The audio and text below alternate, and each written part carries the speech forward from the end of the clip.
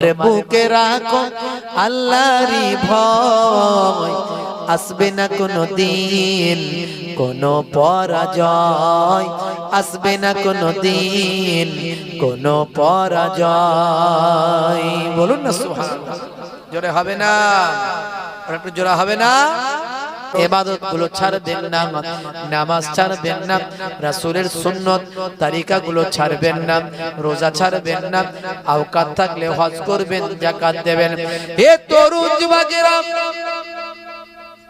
আমার আল্লাহ ৮২ জায়গায় নামাজের কথা বলেছেন, সেই নামাজ আপনি ছাড়বেন না। সামান্য অজুহাত দিয়ে যদি নামাজ ছেড়ে দেন, ৮২ বার আমার আল্লাহ নামাজের কথা বলেছেন। ওয়াকিমুস সালাত ওয়া আতুজ যাকাত ওয়া আরকাউ মা'আর রাকিন, তোমরা নামাজটা কায়েম করো, যাকাতটা প্রদান করো, আর রুকুকারীদের সঙ্গে রুকুটা করো, অর্থাৎ জামাতে নামাজ আদায় করো। বন্ধুরা আমার, তরুণ যুবকেরা আমার, নামাজটা আপনাকে পড়তে হবে। আল্লাহর হুকুমগুলো, ফরজ ইবাদতগুলো আপনি ছাড়বেন না। এই বিষয়ের উপর যদি আলোচনা করা হয়, অনেক আলোচনা। জীবনের জিন্দেগিতে হয়তো নামাজ ছেড়ে দিয়েছেন, রাসূলের সুন্নত ভুলে গেছেন। আজকে গভীর রাত্রিতে আল্লাহর দরবারে প্রতিজ্ঞাবদ্ধ হয়ে যান, নামাজ আমি ছাড়ব না। আজ মারা গেলে কাল 2 দিন হয়ে যাবে, 3 দিন পরে আর কেউ খবর রাখবে না। আপনার আমার রূহটা যদি ভালো হয়, ইবাদত ওয়ালা যদি রূহ হয়, সেটা আল্লাহ নেক বান্দাদের রূহের জায়গায় দেবেন। এই রূহটা জান্নাতের ভিতরে ঘোরাফেরা করবে, জান্নাতের আরাম আয়েশের মধ্যে থাকবে। আর যদি আপনার রূহটা যদি ইবাদত ওয়ালা না হয়, আপনি যদি পাপের মধ্যে জীবন যাপন করেন, এই রূহটাকে আমার আল্লাহ জাহান্নামে পাঠিয়ে দেবেন। জাহান্নামের শাস্তি ভোগ করতে থাকবে। এই রূহটা খারাপ মানুষের রূহের জায়গায় চলে যাবে, সেখানে সে শাস্তি ফিল করতে থাকবে, ভোগ করতে থাকবে। হে তরুণ যুবকেরা, আজ বেঁচে আছেন, কাল 2 দিন হয়ে যাবে, 3 দিন পরে আর কেউ খবর রাখবে না। মারা গেলে 3 দিন পরে কেউ সবাই ভুলে যাবে। জমিনে মাটিটা পোকাতে, মাটিতে পোকাতে আপনার আমার শরীরটাকে খেয়ে ফিনিশ করে দেবেন। কিন্তু যদি আল্লাহ ওয়ালা হয়ে যান, নামাজি হয়ে যান, তেলাওয়াতকারী হয়ে যান, জিকির ওয়ালা হয়ে যান, এই শরীরটা মাটি খেতে পারবে না। হে তরুণ যুবকেরা আমার, আমার আল্লাহ বলছেন, বান্দারে, তোদেরকে আমি পৃথিবীর জমিনে ইবাদতের জন্য পাঠিয়েছি। মা খলাকতুল জিন্না ওয়াল ইনসা ইল্লা লিয়াবুদুন, আমি জিন জাতি এবং মনুষ্য জাতিকে আমার ইবাদতের জন্য পাঠিয়েছি। ওরে বান্দারে, তোরা এখনো ইবাদত করিসনি বান্দা, এখনো আমার পথে ফিরে আসিসনি, আর দেরি করিস না বান্দা, সময় বড্ড কম। কুল্লু নাফসিন যায়কাতুল মউত, প্রত্যেক প্রাণী মাত্রই মৃত্যুর আস্বাদ গ্রহণ করবে। মরতে তোকে হবে রে বান্দা, অর্থাৎ মৃত্যুর জন্য কি তৈরি হলি?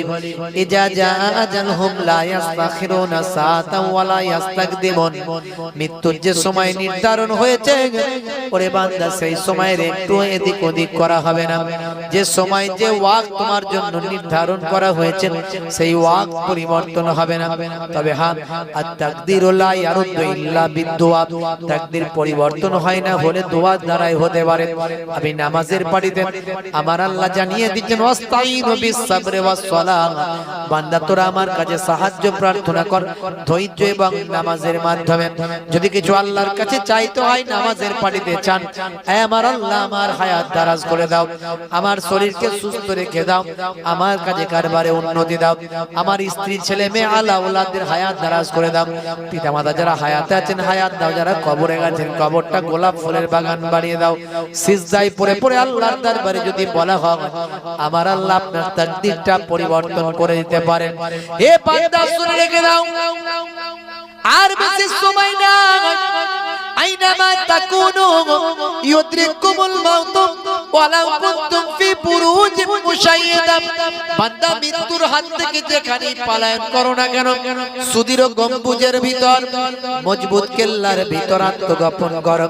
বান্দা তুমি মৃত্যুর হাত থেকে যেখানেই পালাতে চাও, ভেলোর যাও, চেন্নাই যাও, ম্যাড্রাস যাও, তুমি যেখানেই যাও, হসপিটাল যাও, এনআরএস যাও, পিজি যাও, ভাই আমার, দোস্ত আমার, যত বড় বড় নার্সিং হোমে যাও, মৃত্যুর হাত থেকে যেখানে পলায়ন করতে চাও না কেন, মওতটা যদি আমি আল্লাহ লিখে রাখি, কোথাও পালিয়ে গিয়ে লাভ হবে না।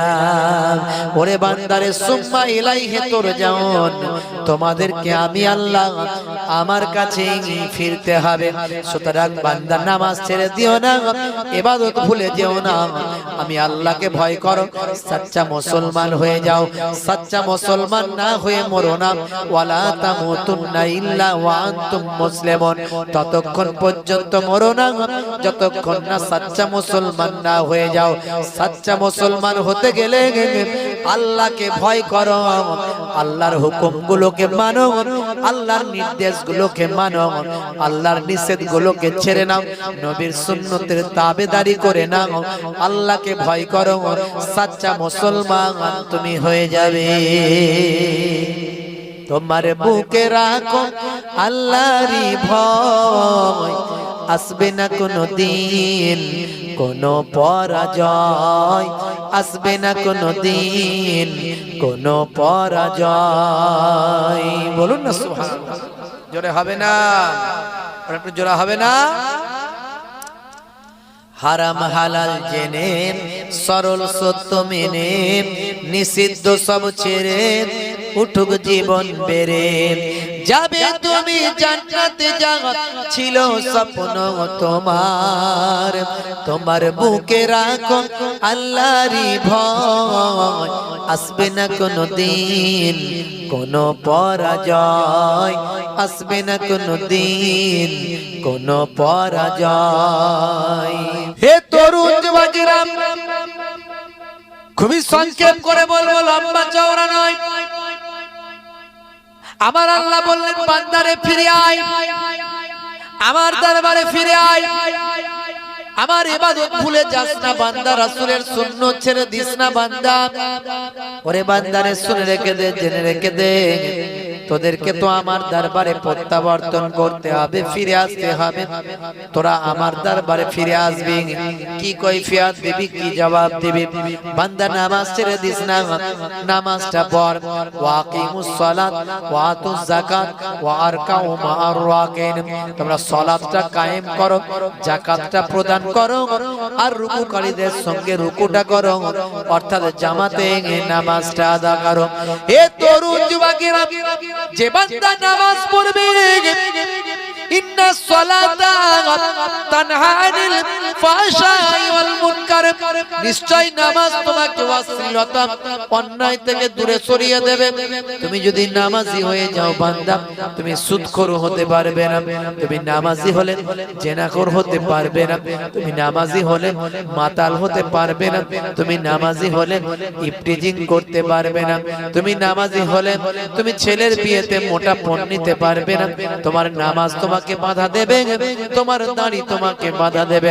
হে তরুণ যুবকেরা, হে আমার মুরব্বিয়ানেরা, শুনে রেখে দিন বাবা, জেনে রেখে দিন বাবা, আমার আল্লাহ তাই কোরআন মাজিদে 82 বার নামাজের কথা বলেছেন। বান্দা তুমি এখনো নামাজ পড়োনি, আজকের জান্নাতের বাগানে আছো। আমার আল্লাহ বলছেন বান্দারে, চিন্তা করিস না, চিন্তা করিস না। ইয়া আইয়ুহাল্লাযীনা আমানু তুবু ইলাল্লাহি তাওবাতান নাসুহা, বান্দা তোরা আমি আল্লাহর দরবারে ফিরে আয়, আমার কাছে তওবা কর অন্তর থেকে। যদি অন্তর থেকে তোরা তওবা করিস, আমি আল্লাহ কথা দিলাম তোমার জীবনে জিন্দেগীর গুনাহগুলো আমি ক্ষমা করে দেব।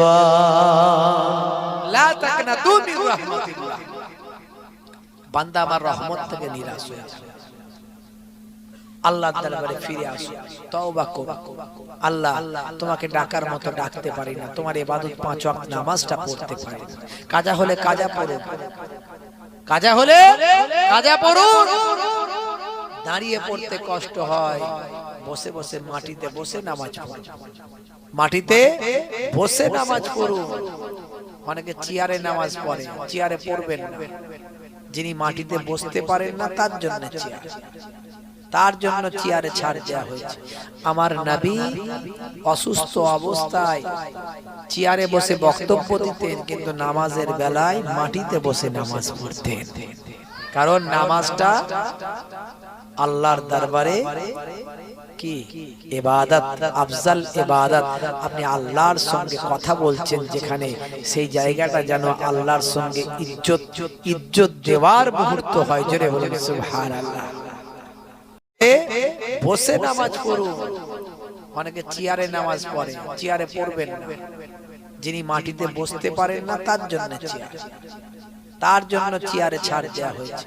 আমার নবী অসুস্থ অবস্থায় চেয়ারে বসে বক্তব্য দিতেন, কিন্তু নামাজের বেলায় মাটিতে বসে নামাজ পড়তেন। কারণ নামাজটা আল্লাহর দরবারে কি ইবাদত, আফজাল ইবাদত। আপনি আল্লাহর সঙ্গে কথা বলছেন যেখানে, সেই জায়গাটা যেন আল্লাহর সঙ্গে ইজ্জত দেওয়ার মুহূর্ত হয়। জোরে বলুন সুবহানাল্লাহ। হে তরুণ যুবকেরা, হযরতে মুসা কালিমুল্লাহর জামানায় একটুখানি শুনে রেখে দেন। একজন মহিলা হযরতে মুসা কালিমুল্লাহকে এসে বলেন, ও আল্লাহর পয়গম্বর হযরতে মুসা কালিমুল্লাহ, শুনে রেখে দেন হুজুর, আপনার সঙ্গে তো আল্লাহর কালাম হয়, আপনার সঙ্গে তো আল্লাহর কথা হয়। আমার জন্য একটু আপনি দোয়া করুন, আর আমার গুনাহ কি আল্লাহ maaf করবেন একটু বলুন।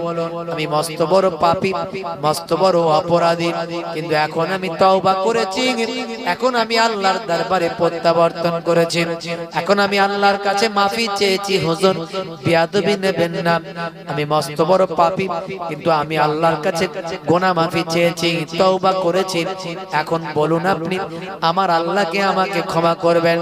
আপনি হলেন পয়গম্বর, আপনি হলেন মুসা কালিমুল্লাহ, আপনি আল্লাহর সঙ্গে কথা বলেন।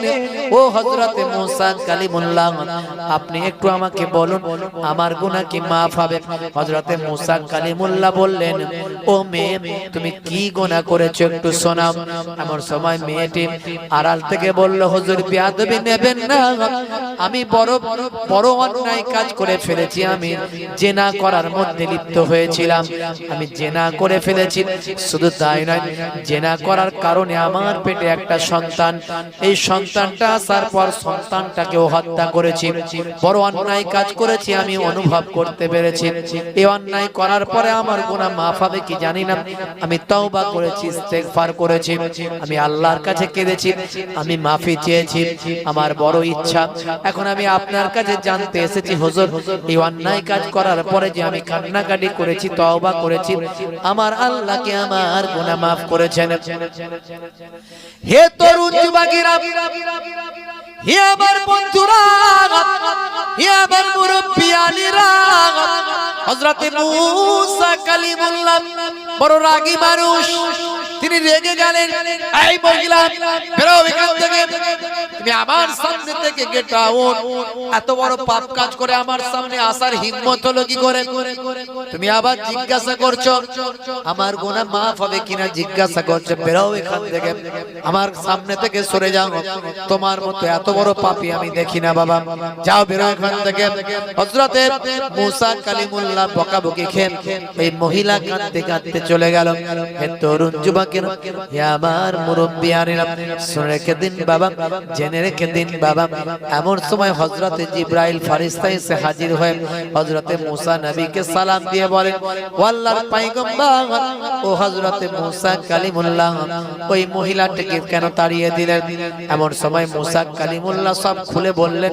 হযরতে ফেরেশতা জিবরাইল আলাইহিস সালাম বললেন, ও নবী মুসা কালিমুল্লাহ, নিশ্চয় মহিলা পাপ কাজ করেছে, অন্যায় কাজ করেছেন, কিন্তু এখন সে তওবা করেছে, আল্লাহর পথে ফিরে এসেছে। আচ্ছা বলুন তো দেখি, ও হযরতে মুসা কালিমুল্লাহ, ওই মুসা কালিমুল্লাহ হুজুর, আচ্ছা বলেন তো দেখি, ওই মহিলার থেকে কি আর বড় কোনো পাপী আছে এই দুনিয়ায়? আপনি জানেন এই মহিলার থেকে কি আর কেউ পাপী আছে? আর কে এর থেকে বড় পাপী থাকতে পারে? এই হলো সবচেয়ে বড় পাপী। এর থেকে আবার পাপ কি বেশি হতে পারে? এমন সময় ফেরেশতা জিবরাইল আলাইহিস সালাম বলেন, ও নবী মুসা কালিমুল্লাহ, এটা তো অবশ্যই পাপী, কিন্তু এর থেকেও বড় পাপী ওই বান্দা যে বান্দা ইচ্ছাকৃতভাবে নামাজ ত্যাগ করে দিয়েছে। যে বান্দা ইচ্ছাকৃতভাবে নামাজ ত্যাগ করেছে সে এর থেকেও বড় পাপী। এখন বুকে হাত দিয়ে বলুন, আমরা ইচ্ছাকৃতভাবে নামাজ ছেড়ে দিই তো? কি জি? হ্যাঁ, নামাজ ছাড়বে। বন্ধুরা আমার, তরুণ যুবকেরা আমার,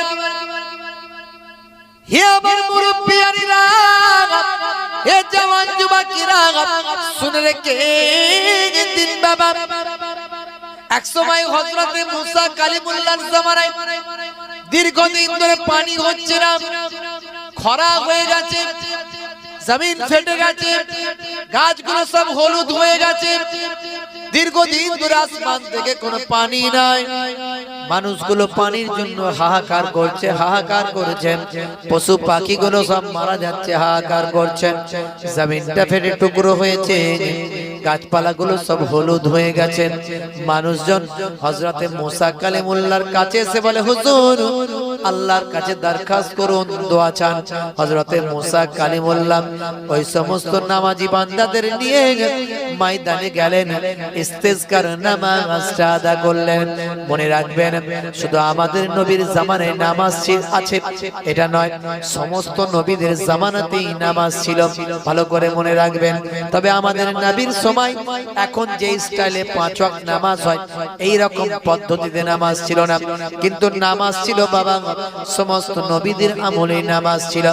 এই জন্য পৃথিবীর প্রথম একটা মসজিদ ছিল, সেই মসজিদটার নাম হলো মসজিদুল হারাম অর্থাৎ কাবা শরীফ। তারপরে 40 বছর পর আরেকটা মসজিদ আল্লাহ কায়েম করালেন ফেরেশতাদের দিয়ে, সেই মসজিদটার নাম হলো মসজিদুল আকসা।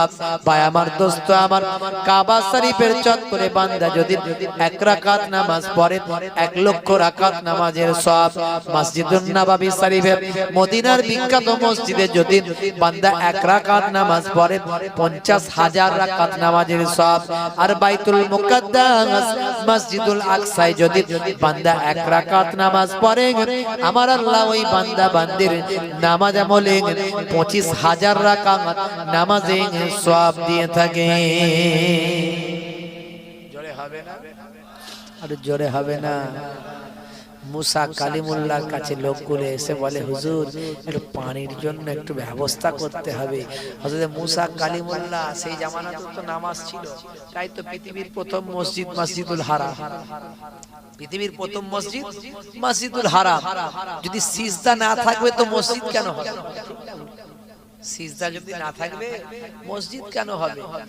মসজিদ কথাটা সাজেদা, সিন জা জিম দাল, সিন জিম দাল, সাজেদা থেকে সিজদা, অর্থাৎ যেখানে সিজদা করা হয়, কপাল ঠোকা হয়, সেই জায়গা তাকে সাজেদা, সিজদা থেকে এসেছে, যার যেটা এসেছে মসজিদ, যেখানে সিজদা করা হয়।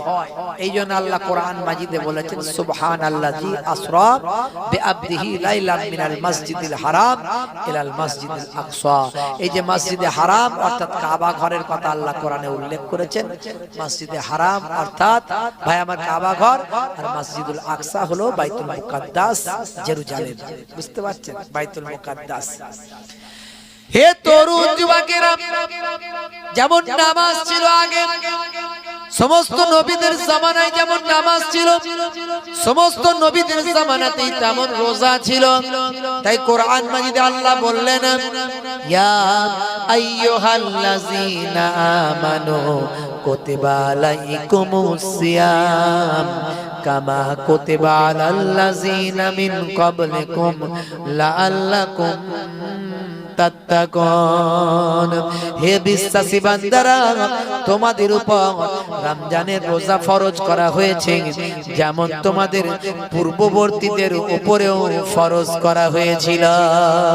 অর্থাৎ মুসা নবীর জামানায় রোজা ছিল, ঈসা নবীর জামানায় রোজা ছিল, দাউদ নবীর জামানায় রোজা ছিল, হযরতে মুসা ভায়াত হযরত ইব্রাহিম নবীর জামানায় রোজা ছিল। তাহলে নামাজ এবং রোজা এমন একটা ইবাদত যা প্রত্যেকটা নবী আলাইহিমুস সালামদের জামানাতে নামাজ রোজা ছিল।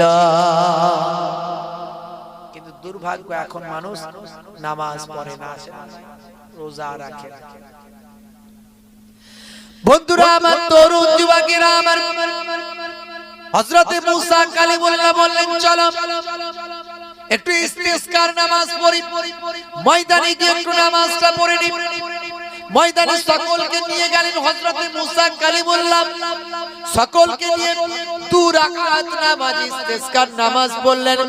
নামাজের পরে আল্লাহর দরবারে মুনাজাত করলেন, আল্লাহ। ময়দানে সকলকে নিয়ে গেলেন হযরতে মুসা কালিমুল্লাহ, সকলকে নিয়ে 2 রাকাত নামাজ ইস্তিসকার নামাজ পড়লেন। নামাজের পরে আল্লাহর দরবারে মুনাজাত করলেন, আল্লাহ, আমি মুসা কালিমুল্লাহ, তোমার সঙ্গে আমার কথা হয়। মাবুদ আল্লাহ, এতগুলো মানুষ বড় আশা করে তোমার দরবারে হাত দুখানা তুলেছে, তারা বড় আশা করে তোমার পয়গম্বরকে এসে জানিয়েছেন, পানির অভাবে মানুষগুলো পেরেশান হয়ে যায়, পশু পাখিগুলো সব মারা যায়, গাছগুলো সব সবুজ হয়ে যায়, জমিনটা ফেটে যায়, মানুষ পানির জন্য হাহাকার করে। আমার মাবুদ আল্লাহ, তুমি একটু পানি দান করো। যত মুসা কালিমুল্লাহ পানির জন্য দোয়া চায়, তত আকাশের রোদের তাপ, সূর্যের তাপ আরো বেশি বেড়ে যায়। যত পানির জন্য দোয়া চাইছে মুসা কালিমুল্লাহ, তত সূর্যের তেজ বেড়ে যাচ্ছে। মুসা কালিমুল্লাহ বলল, আল্লাহ, এটা কি ধরনের অপমাননা? তোমার কাছে পানি চাইছি আর তুমি সূর্যের তেজ বাড়িয়ে দিচ্ছ। কোথায় মেঘ করবে, পানি দেবে, তা না করে সূর্যের তেজ বাড়াচ্ছ, এটা কি ধরনের অপমান? তোমার পয়গম্বর আমি, তুমি আমাকে নবী বানিয়েছো, আমার সঙ্গে কথা বলার কি ধরনের অপমান করছো আল্লাহ? আল্লাহ বলেন, হে নবী মুসা, আমি তোমাকে কোনো অপমান করছি না, কষ্ট দিচ্ছি না। তোমার এই ভিড়েতে, এই যে নামাজের লাইনেতে এমন এক ব্যক্তি আছে যে জীবনে 40টা বছরে আমাকে একবারও আল্লাহ বলে ডাকেনি, আমার ইবাদত করেনি কোনোদিন, সেও আজকে ঠেলাই পড়ে তোমার লাইনে ঢুকেছে। আর ওই লোক আছে বলে আমি আল্লাহ পানি দিচ্ছি না, আর রাগান্বিত হয়ে তুমি পানি চাইছো, আমি রৌদ্রের তাপ বাড়াচ্ছি। বুঝতে পারছেন কথা? এত দোয়া চাইছে হুজুর, দোয়া কবুল হয় না, কি করে হবে? ভেজাল তো ঢুকে আছে। কথা ঠিক না? হ্যাঁ। হে তরুণ যুবকেরা, হযরতে মুসা কালিমুল্লাহ উঠে দাঁড়িয়ে বললেন, কে আছো বাবা? এই হাজার হাজার মানুষের ভিতরে জীবনে 40টা বছর আল্লাহর ইবাদত করনি, কোনদিন এমন কে আছো বাবা? 40টা বছরে আল্লাহকে কোনদিন ডাকুনি, সিজদা করনি, এরকম মানুষ কে আছো বাবা? হে তরুণ যুবকেরা, শুনে রেখে দাও বাবা, জেনে রেখে দাও, সেই ব্যক্তির কারণে আজকে আমার আল্লাহ নারাজ হয়ে পানি দেননি।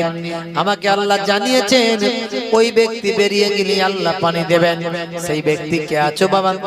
এমন সময় যে মানুষটা সত্যি সেই মানুষটা, যে মানুষটা ছিল, সে তাড়াতাড়ি বেরিয়ে যাবে না, আরো মাথা নিচু করবে। কি করবে? বেরিয়ে যাবে। যদি বেরিয়ে যায় সবাই চিনে নেবে না? চিনে নেবে তো? সকালবেলা তাকে আর কেউ টিকতে দেবে এলাকায়? বেটা, তুই 40টা বছরে একদিন নামাজ পড়িসনি, ইবাদত করিসনি, তোর জন্য আকাশে আল্লাহ পানি দেয়নি, তাতে টেকা মুশকিল। 40টা বছর আল্লাহকে একদিনের জন্য ডাকেনি। সেই মানুষটার কথা যখন মুসা কালিমুল্লাহ বলেন, ওই মানুষটা যখন নিজের মাথাটা জমিনের দিকে নামিয়ে নিল, যাতে করে কেউ না চিনতে পারে বাবা। যদি তাকে আজকে মানুষ চিনে যায়, যদি তাকে বের করে দেওয়া হয়, মানুষ তাকে চিনে যাবে, সে সমস্ত মানুষের সামনে অপমানিত হবে, লজ্জিত হবে। তাই সেই মানুষটা, যে মানুষটা মুসা কালিমুল্লাহ যাকে বের হতে বলছেন, সেই মানুষটার নাম বের হয়ে মাথাটা জমিনে নামিয়ে দিয়েছেন। জমিনে নামিয়ে দিয়ে ঝরঝর করে কাঁদে, আল্লাহ আজকে তুমি আমাকে অপমানিত করো না, লাঞ্ছনা করো না, অপমানিত লজ্জিত করো না। সত্যি এটা সত্য, আমি 40টা বছর ধরে তোমাকে একদিনও আল্লাহ বলে ডাকিনি, ইবাদত তোমার করিনি, কিন্তু তা বলে তোমার কাছে ছাড়া অন্য কারো কাছে তো গিয়ে আমি সাহায্য চাইনি। আজকে তোমার দরবারে আমি সাহায্য চাই মাবুদ। তুমি মুসা নবীর আল্লাহ, মুসা নবীর উম্মতের আল্লাহ, তুমি সমস্ত মানুষের আল্লাহ, কুল কায়নাতের তুমি আল্লাহ। আমার মতো বেনামাজি বেরোজাদার, আমার মতো অপরাধীর তুমি ছাড়া তো অন্য কোনো আল্লাহ নাই। আয় আমার আল্লাহ, আয় আমার মাবুদ, আজকে তুমি আমার ইজ্জত বাঁচিয়ে দাও, আজকে তুমি আমার সম্মানটা বাঁচিয়ে দাও। আমি তোমার কাছে প্রতিজ্ঞাবদ্ধ হচ্ছি, আমি জীবনে জিন্দেগিতে তোমার ইবাদত আর কখনো ছাড়ব না। যেটা হবে না, যেটা হবে না। হে তরুণ যুবকেরা, ওই বেনামাজি বান্দা, বেরোজগার বান্দা, ওই অপরাধী বান্দা যখন আল্লাহর কাছে এই বলে দোয়া চায়, চোখের পানি ফেলে, সঙ্গে সঙ্গে তার দোয়াটা আল্লাহর আরশে কবুল হয়ে যায়। হঠাৎ করে দেখতে পাওয়া যায় আকাশের মেঘ জমে গেল, তত্তর তত্তর করে অফুরন্ত পানি নাজিল হতে লাগলো। হযরতে মুসা কালিমুল্লাহ আল্লাহকে বললেন, আল্লাহ এটা কি ধরনের অপমান? তুমি বললে একজন ব্যক্তি আছে যে জীবনে 40টা বছর ইবাদত করেনি,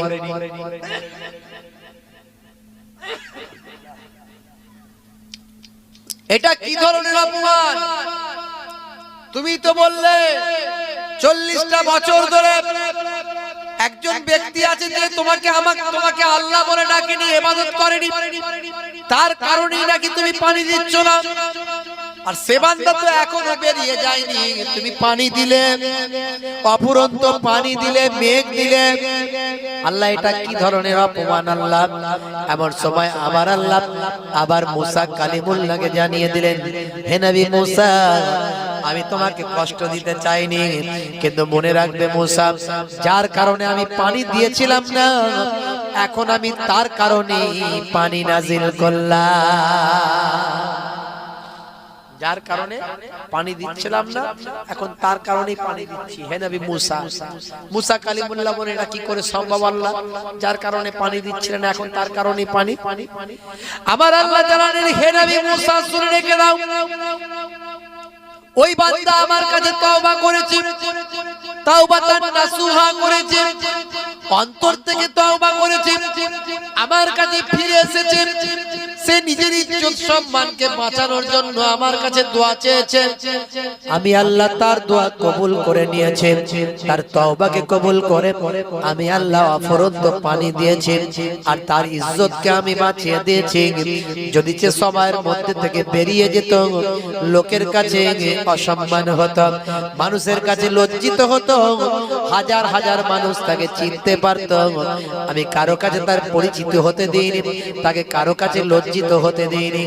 সে অন্তর দিয়ে আমার কাছে কেঁদেছে, আমি আল্লাহ তার দোয়া কবুল করেছি, তার তওবাকে কবুল করে অফুরন্ত পানি নাজিল করেছে।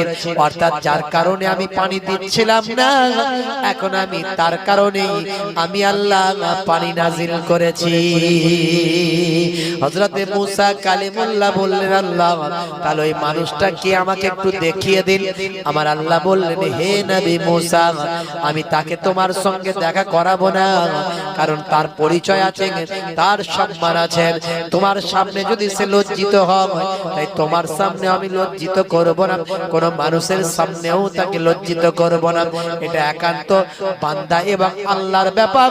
কোন বান্দা যখন আমার কাছে নিজের ইজ্জতকে গোপন করতে চায়, আমি আল্লাহ তাকে বেইজ্জত করি না, কারণ মানুষের কোন মানুষের কাছে তাকে অসম্মান আমি করি না।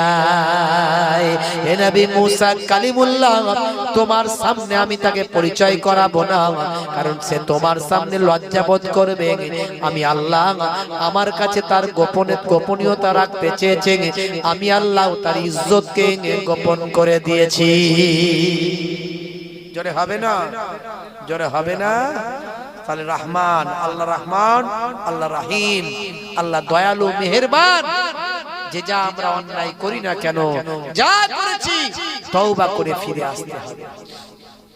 আজকে যদি তওবা করে ফিরে আসি, আমার আল্লাহ আমাদের জীবনে জিন্দেগির গুনাহ maaf করে দেবেন। জোরে বলুন ইনশাআল্লাহ, জোরে বলুন আল্লাহুম্মা আমিন। আল্লাহ কবুল করেন। ভাইরা আমার, তরুণ যুবকেরা আমার, তাহলে নামাজ ছেড়ে দেবেন, রাসূলের সুন্নাত ভুলে যাবেন না। রাসূলের সুন্নাত গুলো নিয়ে আলোচনা করলে অনেক কথা, অনেক আলোচনা, আমি সেদিকে যাব না। একটার পর একটা আমি বলেছি, আল্লাহর হুকুমগুলো নিয়ে বলেছি, এর মধ্যে কি বিজ্ঞান আছে, নামাজের মধ্যে কি সায়েন্স আছে, বিজ্ঞান আছে বলেছি, রোজার মধ্যে কি আছে বলেছি, দাড়ি টুপির মধ্যে কি আছে বলেছি, ডান দিকে কাত হয়ে ঘুমানোর মধ্যে হ্যাচ্চ করে আলহামদুলিল্লাহ বলার মধ্যে কি সায়েন্স আছে, সব বলেছি। অনেক আলোচনা, ইন্টারনেটে সার্চ করলে 20-25 হাজার বক্তব্য আছে। আজকে সেই এই ঠান্ডার আবহাওয়ায় আপনাদেরও সেই এনার্জি নাই, আমারও বলার এনার্জি নাই। বাপেরা আমার, তরুণ যুবকেরা আমার, আমি আপনাদের কাছে অনুরোধ করব, ফিরে আসুন আল্লাহর পথে, আল্লাহর পথে ফিরে আসুন। বেনামাজি হবেন না, রাসূলের সুন্নাত ছেড়ে দেবেন না। আস্তে পিস্তে মুসিবত আমাদের ঘিরে রেখেছে। সারা পৃথিবীর দিকে তাকিয়ে দেখুন, মুসলমান আজকে লাঞ্ছিত, বঞ্চিত, অপমানিত হচ্ছে। তার কারণ হলো মুসলমান আল্লাহ ভুলেছে, নবীর সুন্নাত ভুলে গেছে। আজকে দেখুন বাপজি আমার, আর যারা দ্বীনের পথে আছে, আমার আল্লাহর গায়েবী মাদদ তাদের উপরে আছে। ভাইরা আমার, তরুণ যুবকেরা আমার, যারা আল্লাহর নবীর সুন্নতের পথে আছে, তাদের উপর আল্লাহর গায়েবী মাদদ তাদের উপরে আছে। আমি আপনাদের অনুরোধ করব, নবীর সুন্নত ভুলে যাবেন না, আল্লাহর দ্বীন ছেড়ে দেবেন না। তওবা করে আল্লাহর পথে ফিরে আসুন, রাসূলের সুন্নতটাকে আঁকড়ে ধরুন।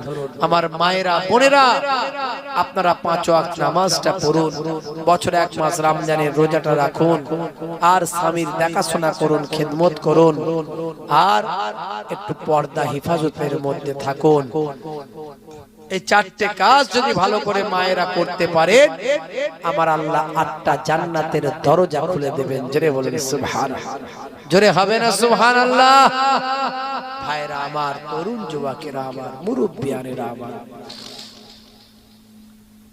কালেমা জিকির লা ইলাহা ইল্লাল্লাহ।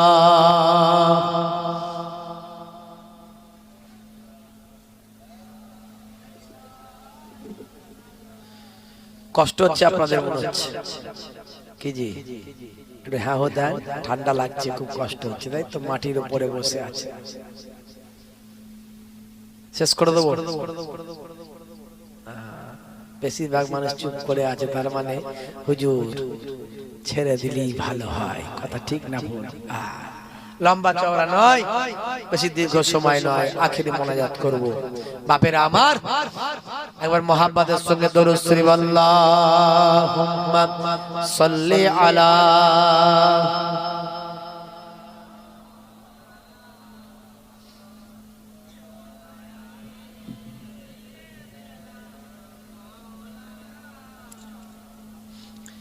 নামাজের ওয়াক্তটা হবে যখনই, মসজিদে চলে যাও তুমি তখনই। নামাজের ওয়াক্তটা হবে যখনই, মসজিদে চলে যাও তুমি তখনই। নামাজের ওয়াক্তটা হবে যখনই, মসজিদে চলে যাও তুমি তখনই। ছাড়ো এবার, ছাড়ো ছাড়ো এবার, ছাড়ো এবার, ছাড়ো এই কাজ তোমারই।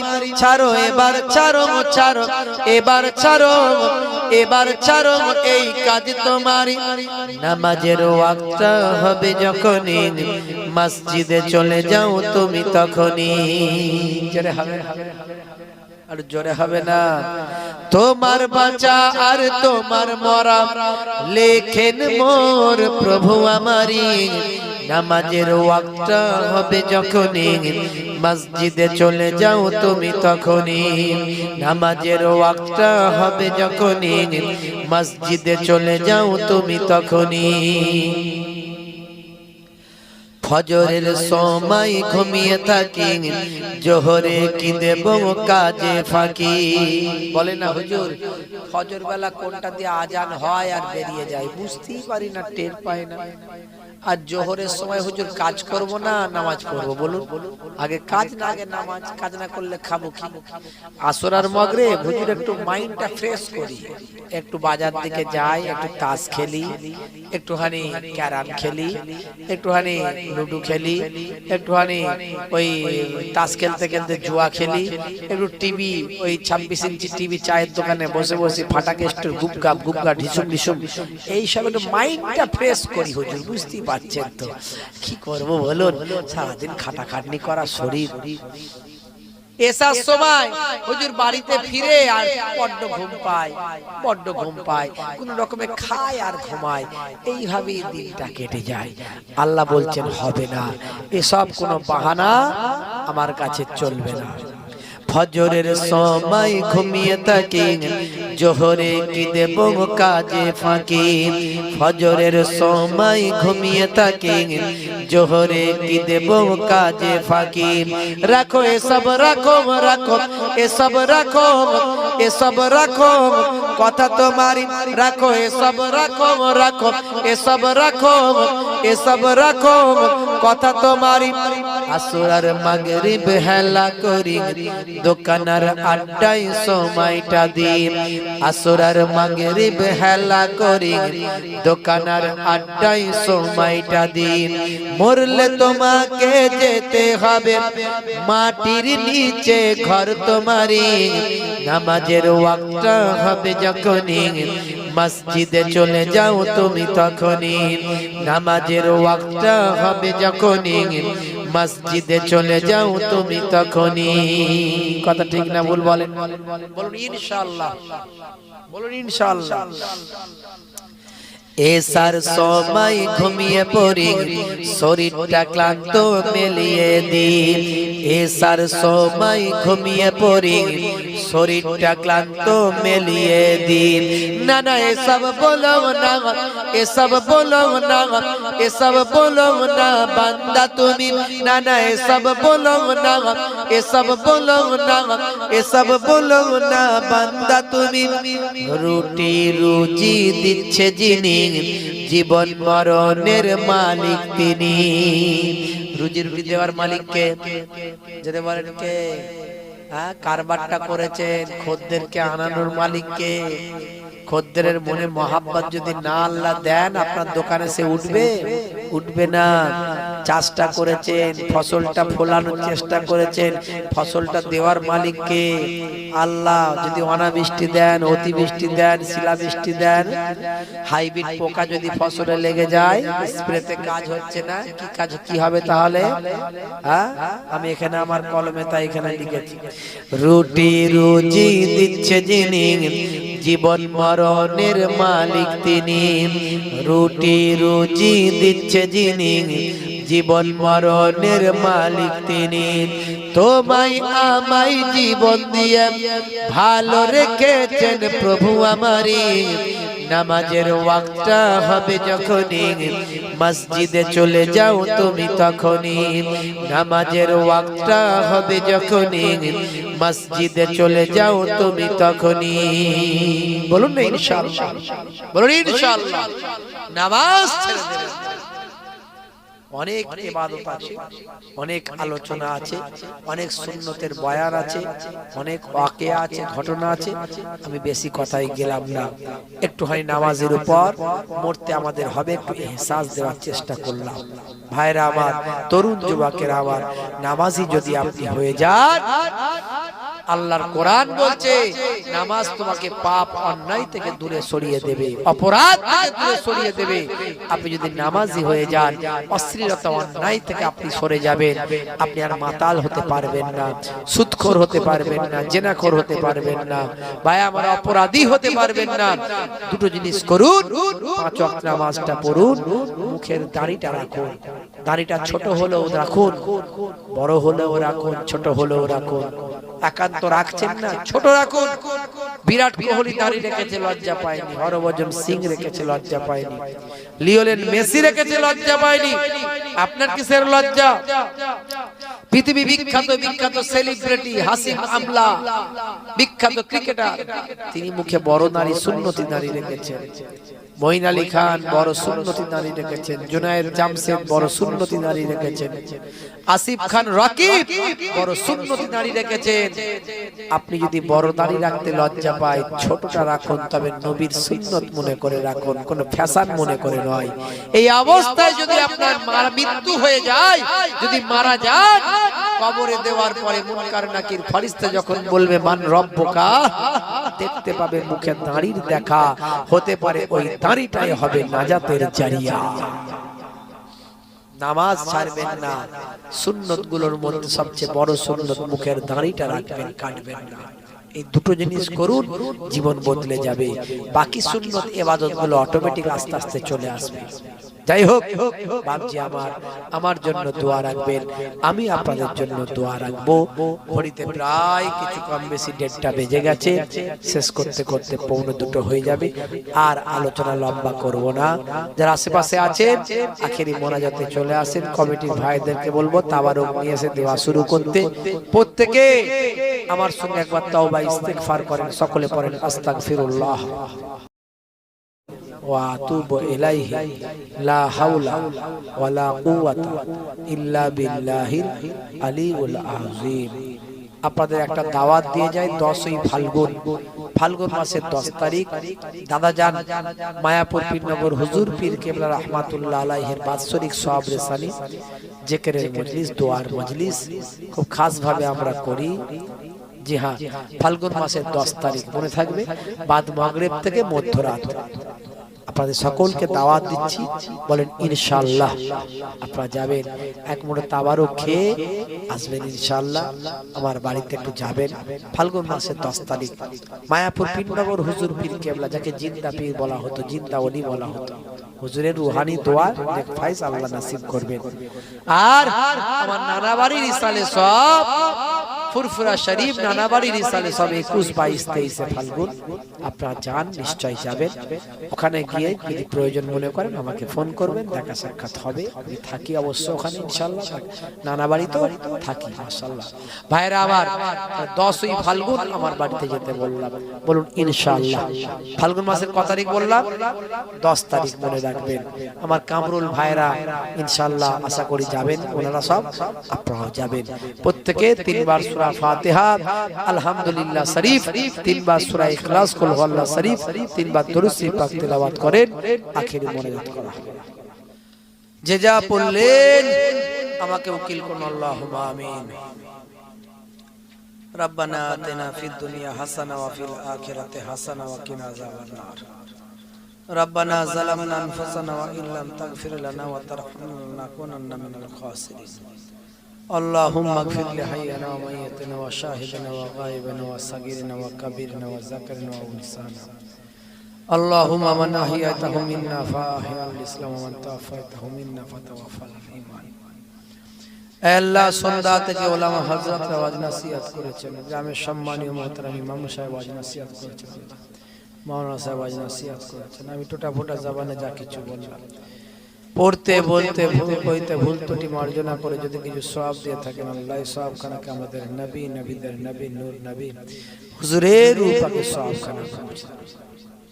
খতমে কোরআন 8 খতম, কালেমা শরীফ 1,47,500, দরুদ শরীফ 1000, আল্লাহ যা কিছু পড়া হয়েছে সব তোমার দরবারে জমা দিলাম। যদি কিছু সওয়াব দিয়ে থাকেন, সওয়াব খানাকে আমাদের নবী, নবীদের নবী, নূর নবী হুজুরের রূপকে সওয়াব খানা পৌঁছে দেন। বাবা আদম আলাইহিস সালাতু ওয়াস সালাম থেকে तमाम নবীন, সিদ্দিকিন, শুহাদা, সালিহিন হুজুরের রূপকে সওয়াব খানা পৌঁছে দেন। খাস করে আহলে বায়াত পাক পাঞ্জাদান, আপনার নবী, আপনার রাসূল, আপনার নবীর কলিজার টুকরা কন্যা খাতুনে জান্নাত আম্মা জান ফাতেমাতুজ জহরা রাদিয়াল্লাহু তাআলা আনহা, আপনার নবীর জামাত আসাদুল্লাহিল গালিব শেরে খোদা আলী মুর্তজা আপনার নবীর কলিজার টুকরা দুইজন নওয়াসে রাসূল হযরতে হুজুর ইমাম হাসান ইমাম হুসাইন রাদিয়াল্লাহু তাআলা আনহুমা এই পাঁচজন পবিত্র আলে বায়াত পাক পাঞ্জাতান হুজুরদের আরওয়া পাকে এ সওয়াব খানা পৌঁছে দিন।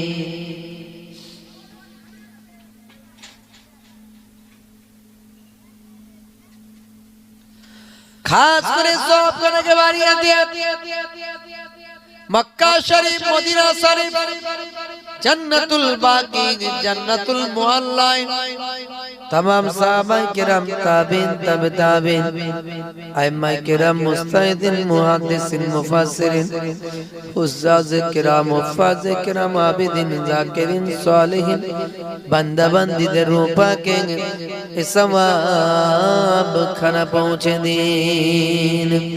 খাস করে সওয়াব খানা কে বাড়িয়ে দিয়ে ওলিদের বাদশাহ ওলিদের নেতা হুজুর হযরত গাউসে আজম বাবা বরপীর আব্দুল কাদের জিলানী আল বাগদাদি হযরত খাজা গরিব নওয়াজ মাইনুদ্দিন চিশতি আজমেরি সঞ্জরি রহমাতুল্লাহ খাজা বাকিবুল্লাহ বুআলি কালান্দার সানাউল্লাহ পানিপতি আহমদ শাহ সুলতান শাহ হাজী আলী শাহ মাওলা আলী শাহ ফাতে আলী ওয়াইসি হুজুরদের আরওয়া পাকে এ সওয়াব খানা পৌঁছে দিন।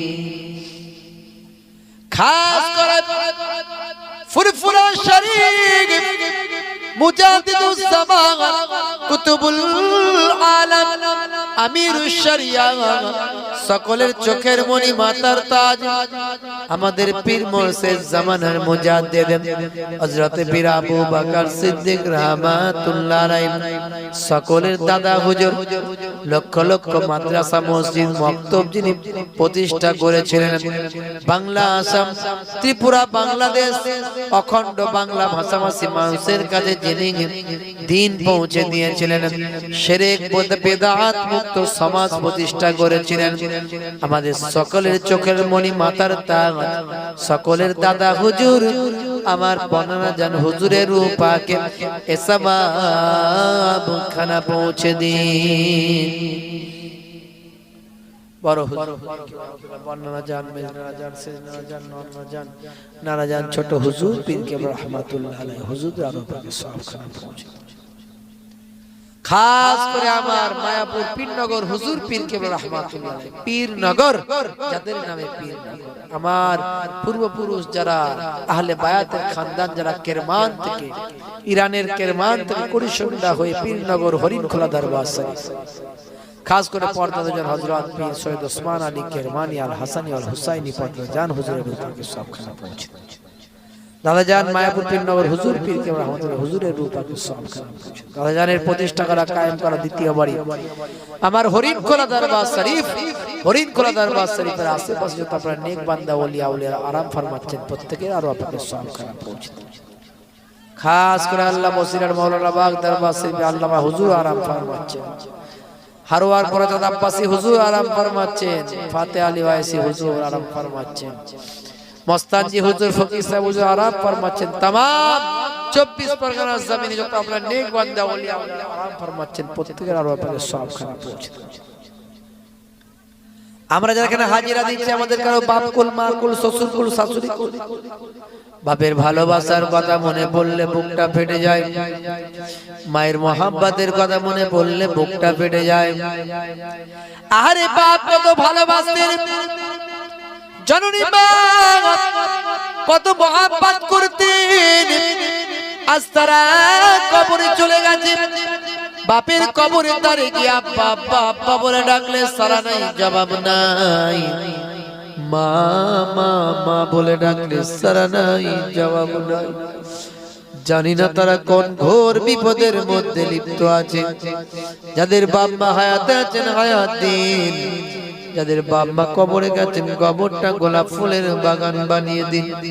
দাদা দাদি নানা নানি আত্মীয় স্বজন বাপ কুল মা কুল শ্বশুর কুল শাশুড়ি কুল যে যেখানে কবরে চলে গেছে ইমানদার মাতৃ কবরগুলো গোলাপ ফুলের বাগান বানিয়ে দিন। যাদের আত্মীয় স্বজন মুরব্বীরা হায়াতে আছেন হায়াত দারাজ করে দিন। আমার আব্বা জান মায়াপুর পীরনগর হুজুর পীর কেবলা রহমাতুল্লাহের বড় সাহেবজাদা ফুরফুরা শরীফ ছোট হুজুর পীর কেবলা রহমাতুল্লাহ আলাইহির সুযোগ্য জামাতা শাইখুল হাদিস মস্ত বড় আলেম মস্ত বড় ওলি হরিণখোলা হুজুর পীর কেবলা মাদ্দাজিল্লাহুল আলী সারা দিন বহু মানুষ তার কাছে আসেন, তিনি দিনের খেদমত করেন। মাঝে মাঝে অসুস্থ হয়ে যান, আজও বড় অসুস্থ হয়ে গিয়েছিলেন। মাবুদ আল্লাহ হায়াতে তাইয়্যিবা দান করে দিন, শরীরকে শিফা দিন, আর আমাদের কাছে বহুদিন নিয়ামত করে রাখুন।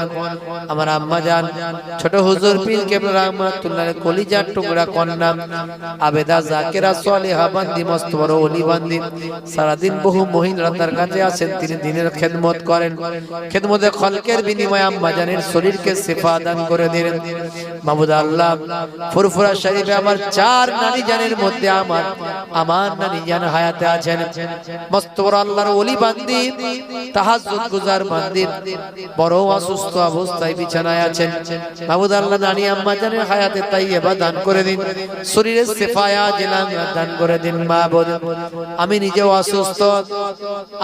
অসুস্থ, কিছু মাদ্রাসা কিছু মসজিদ কিছু মক্তব সোশ্যাল ওয়ার্ক সামাজিক কাজ জাতি ধর্ম বর্ণ নির্বিশেষে মানুষের পাশে থাকা কিছু সোশ্যাল কাজ সামাজিক কাজ এতিমখানা মেহমানখানা বিভিন্ন কাজের মধ্যে দিয়ে দিনের খেদমত করার চেষ্টা করেছি।